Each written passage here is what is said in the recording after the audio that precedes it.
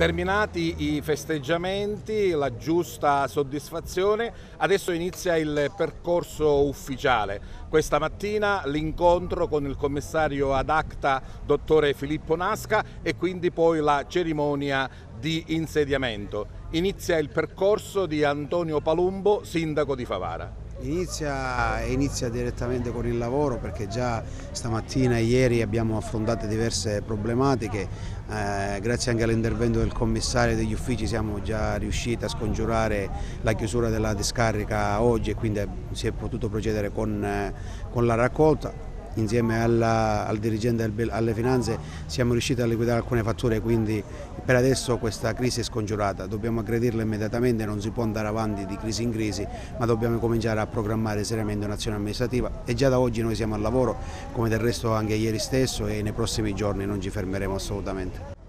Dicevamo, finita la festa, com'è stata la nottata post elezione? Serena, tranquilla, perché avevamo festeggiato, era giusto così, abbiamo dato il giusto entusiasmo alle persone che comunque hanno lavorato in questi anni ed era giusto che far uscire fuori la loro gioia, però siamo andati a letto tranquilli, sereni del lavoro fatto e del lavoro che ci aspetta. Ci siamo messi subito al lavoro l'indomani, quindi in modo tranquillo, in modo sereno, sappiamo che abbiamo l'appoggio della città, dei nostri concittadini, ed è quello che farà la differenza sicuramente. Da parte nostra ci sarà sempre la massima collaborazione, trasparenza e coinvolgimento di tutti.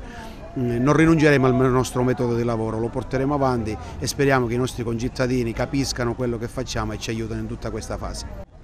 Alle nostre spalle il Palazzo Comunale, com'è stato salire quelle scale fino al secondo piano? Ma una sensazione di naturalezza, di normalità. Ho sempre salito le scale quando ero consigliere comunale, le ho fatte dopo da semplice cittadino quando avevamo la necessità di portare avanti alcune battaglie, alcune iniziative. Lo facciamo adesso con serenità e con la tranquillità che oggi molte delle cose che abbiamo chiesto in passato dipendono da noi, e quindi con la consapevolezza di poter essere molto più utili alla nostra città.